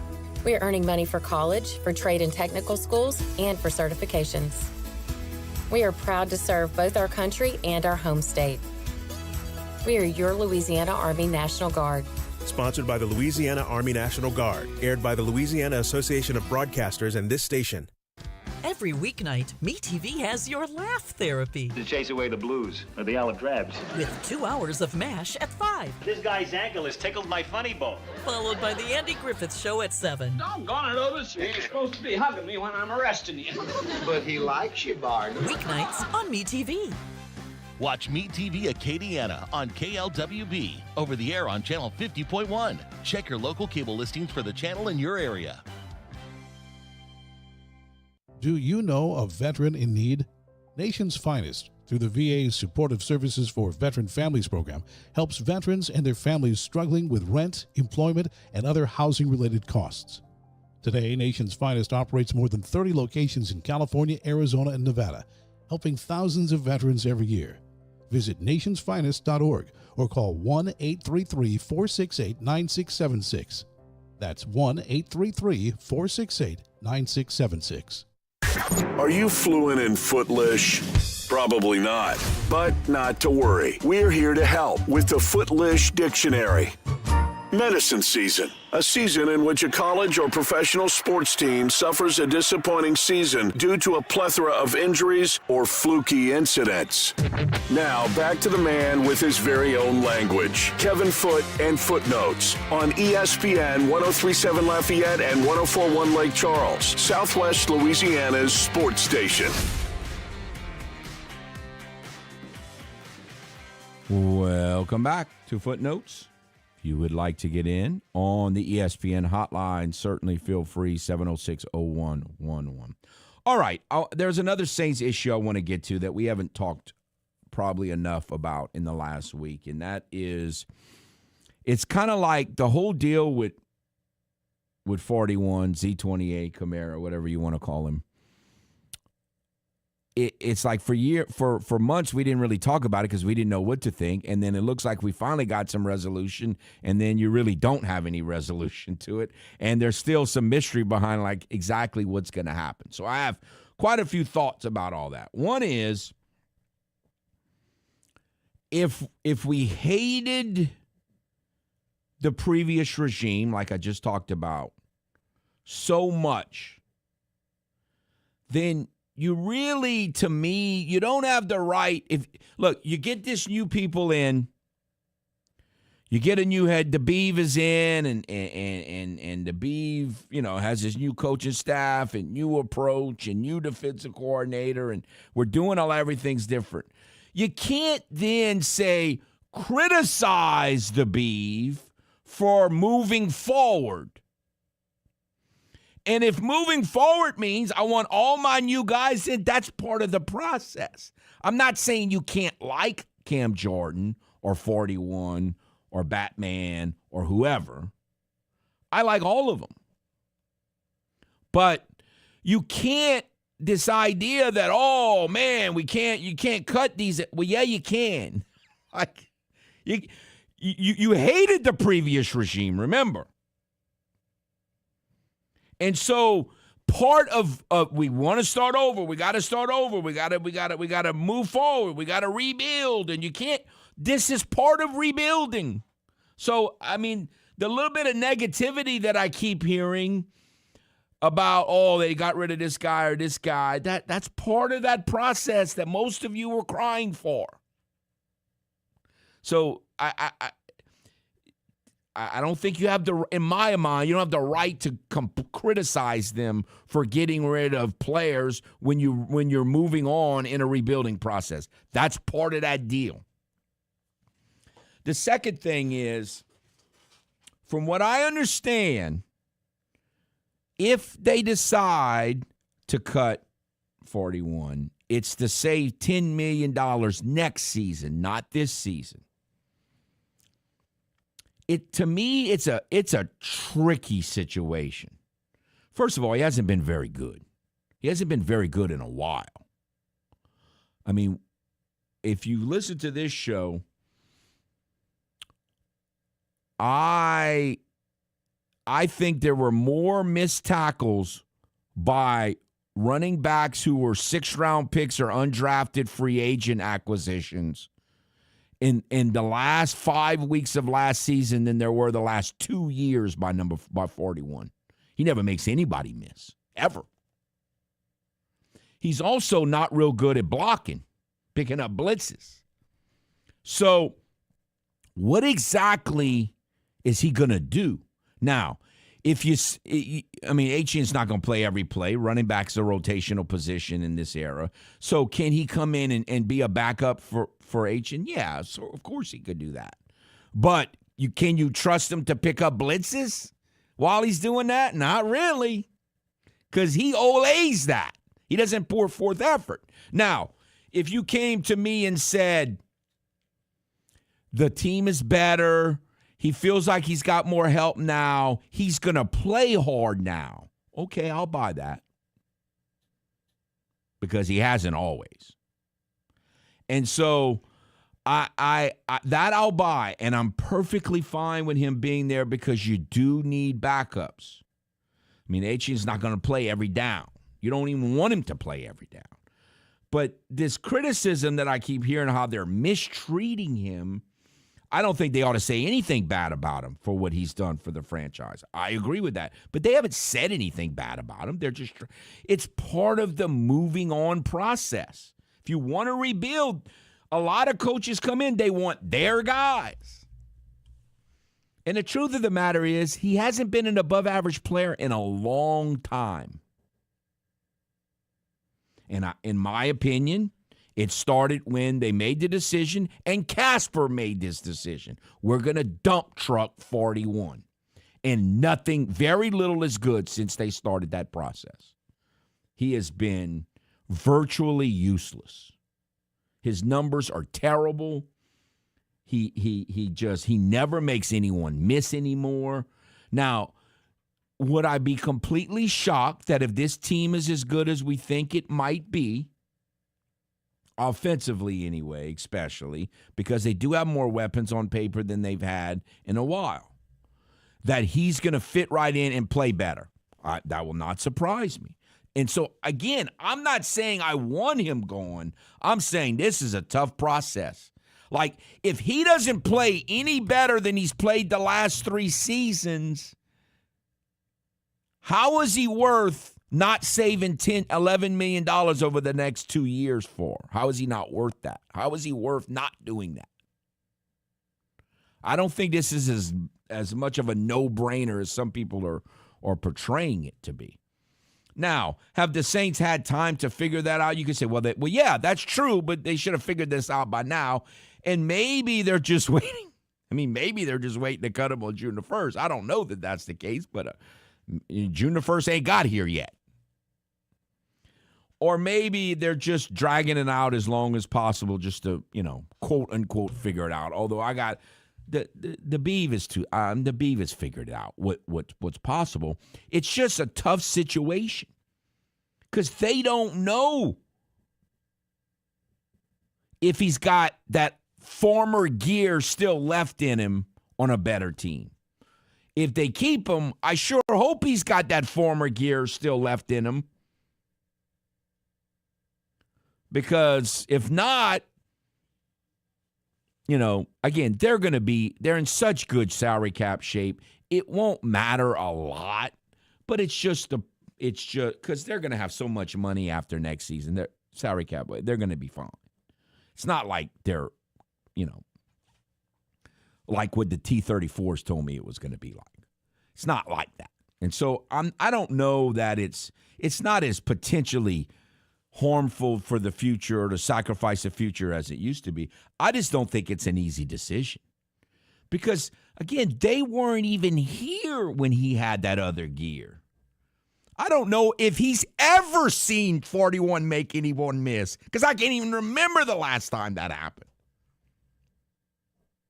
So that's a tough decision. And I don't really know what to think. And now I think Cam has played really well last year. And I think part of what we thought Cam was being washed up was Cam hating the defensive line coach, like really hating the defensive line, not as a human being, but as a coach, and thinking he was awful and thinking that coach's his perceived awfulness of that coach sabotaged a whole year and a half or 2 years of his career. And so I can listen to the argument that Cam was not as washed up as we thought. He just was in a bad situation with the direction that coach was leading the defensive line, and that it's different now. So could it be, does he have more recent good play in him than 41 does? Yes, he has more recent good play. But again, they're moving on. They've got new guys on the defensive line and I hope he stays. I didn't hate the previous regime like a lot of people. I'm okay. I love what Cam does potentially, but but if they get rid of him, I'm not going to be upset because that's part of the moving on process. That's part of rebuilding. And so it's a tough deal. It's probably more complicated than most of us are thinking. And I hope they're both on the team if it makes sense for them to be on the team. And I appreciate their loyalty to the franchise. I really do. I do appreciate their loyalty to the franchise. But I don't think it's as simple as some people are portraying it. All right, let us head out to the ESPN hotline. Hello. Hey, good morning, Kevin. Good morning. Yeah, speaking of the, Cam Jordan and Kamara and whatnot, well, number one, I think we all know Batman is definitely gone, and he was definitely fun to watch for a number of years. Really enjoyed his effort. But you're spot on as far as Kamara goes. And look, the first few years, it was a joy to watch him run the football. But on the rare occasion the last few years when he has broken outside, he's headed straight for the sideline. Every time. He is not trying to make anybody miss. No. And early in his career, he had some beautiful cutbacks where guys just went flying out of bounds trying to tackle him, and he just kind of glided, it seemed like. And I saw more effort from Audric Estime and Devin Neal, and on the rare occasions when he's healthy, Kendre Miller, than I've seen from Alvin in a while, And I don't know. I mean, I know he posts weird stuff on X and all that, but maybe there is something to his tweet about June 12th, I'm selling everything and moving to Alaska. You know, maybe he would. That's the kind of thing he would do. You know, he's just kind of a weird dude. You know, Look, outside of, the Beeve is a gym rat. 41 is not a gym rat. And I just don't know if he fits into what they're doing right now. I get it. And as far as Cam goes, I'm with you. You know, I'd be glad to have him running back one more year. I do think he's still holding out hope that he gets, you know, another maybe 2 or 3 year deal with somebody. I don't think it'll happen. But I kind of found it interesting that he was missing. He played golf yesterday, but he didn't play in the Saints Hall of Fame tournament that a lot of the players participated in. He was playing in California with one of his friends, you know, and in the past he's always played in that tournament. Maybe again, I'm just looking too much into it, but I think he still would like to get a deal outside of the Saints. But if you know, it'll work itself out. I mean, if he's there, fine. If not, fine. But I just wanted to tell you, you know, and it hurts me because, man, he was one of my favorite players. Oh, he was fun.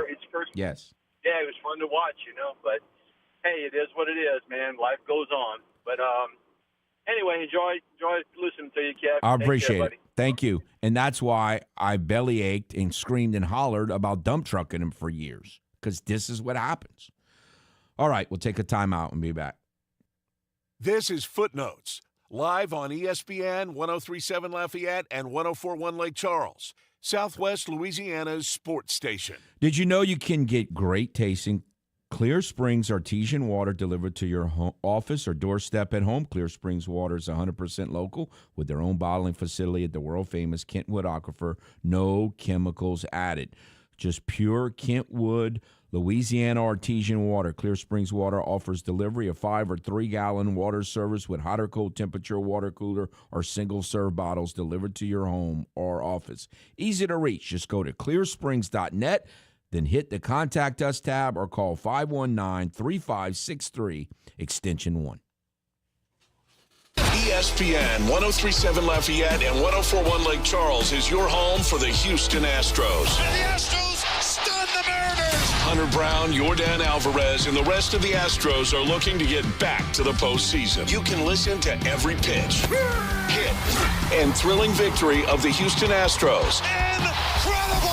As Robert Ford and Steve Sparks will be on the call. Tune in this season for live Astros baseball on Southwest Louisiana's sports station. Hi, I'm Nancy Landry. No matter what part of our great state you call home, Louisiana's elections are an important part of who we are. In 2026, closed party primaries will change how some of those elections happen, so you'll want to know what to do. Keeping your registration current ensures you'll get the right party-based ballot. Remember, this change only applies to certain offices. To learn more, visit GoVote.com or download the GoVote app. Paid for by the Louisiana Secretary of State's office.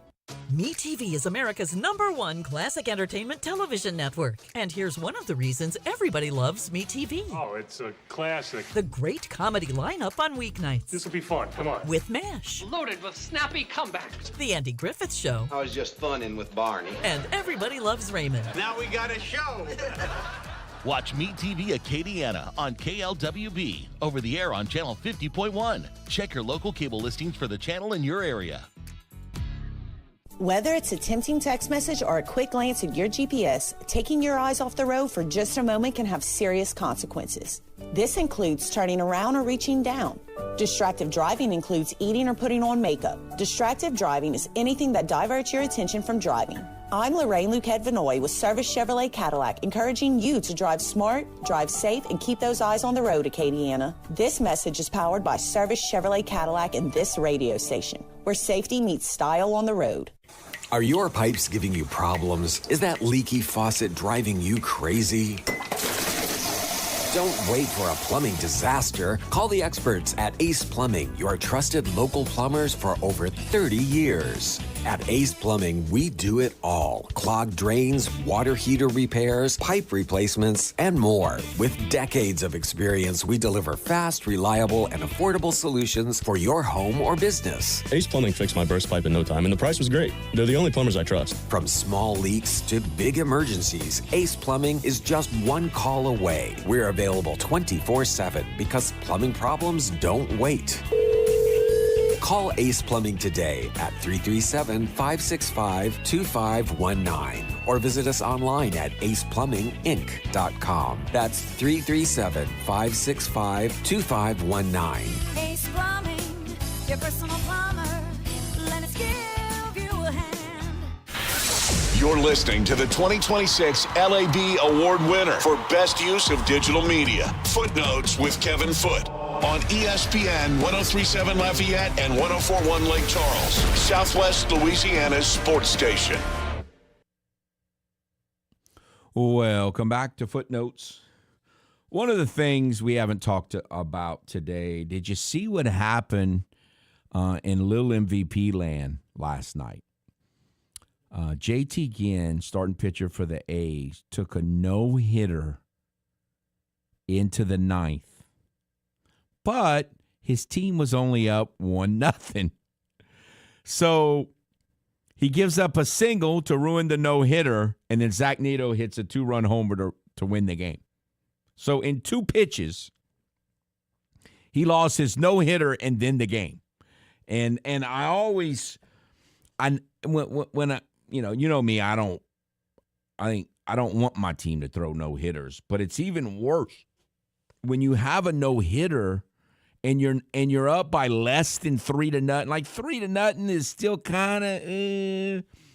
I like to be up more than 3-0 when I'm going into the 8th and 9th with a no-hitter. But when you're up 1-0, it's really trouble because it's in a very small way. The thing that I hate about no-hitters is that the next day it's a letdown. I want to win both games. I don't want a celebration parade win followed by a loss. With the problem with having a no-hitter late in the game and you're only up 1 or 2-0 is that once you give it up, there's that natural letdown, the natural disappointment. And then, boom, home run and you lose. Oh, now I'm no lover of the A's or the MVP, Lil MVP. So from an Astros standpoint, I'm glad that happened. I'm just telling you, the whole no-hitter thing is not worth worried about. I hate it. And especially if I'm not way up. I don't like it even then because then chances are I'm probably going to lose the next day or the other team's going to get a lot of hits the next day because they're due to get hits. But just in the moment, the letdown of that, and it's just it's hard enough to win a lot of baseball games anyway. And when you throw no-hitters or take them into the 8th, and it just complicates. You throw more pitches than the manager wants. It's just awful being in that hole trying to get a no-hitter, that I don't even want anyway. But that's another example. That kind of junk is not good. Now you just feel way worse than if you had given up the home run in the 5th. But the A's their pitching has improved dramatically. I mean, really improved dramatically. And the little MVPs have been doing a lot of winning. And speaking of that, neither of the Cubs of late. I think the Cubs have lost 7 out of 9. I hope they win today and tomorrow because guess who plays the Cubs this weekend? The team that of late keeps playing teams that are due to win. They're not good enough to overcome teams that are due to win. So I sure hope the Cubs win a couple games here today and tomorrow because I don't need them to have lost. What would that be? 9 out of 11. Especially if the Astros get swept in Minnesota, which they normally play well in Minnesota. It's just the weirdest place there. They normally play well in Minnesota, and had they been a little smarter last night and Zach DeCinzo not been so awful, They might have won last night, but they need to win one of these next 2 games for sure. But I'm worried about this Cubs situation because they are going to be very due to win games over the weekend. And the last time the Astros went to Wrigley, it was a complete disaster. Might have been the worst series or real close to it than they've played in the last couple of years. Lately, if more that I think about it, since the Astros have been in the American League, when they go back to their old National League Central Parks, it is not going well. It has been disaster show. So I'm not looking forward to this weekend at all. So I sure hope the Cubs can get a few wins under their belt. I don't need them to be needy because Astros aren't good enough to overcome needy. Y'all have a good day. Looking for your next firearm? Come visit Louisiana Gun Shop in Broussard. We've got financing options, 12 months same as cash, plus layaways up to 90 days. With a wide selection of new and used guns, we've got something for every budget, big or small. Have an old gun collecting dust? Trade it in or turn it into cash. Need parts? We've got the largest selection of AR-15 components in the area, from springs to grips and buttstocks. Explore our ever-changing used inventory online at LouisianaGunShop.com. Louisiana Gun Shop, your one-stop shop for firearms and more.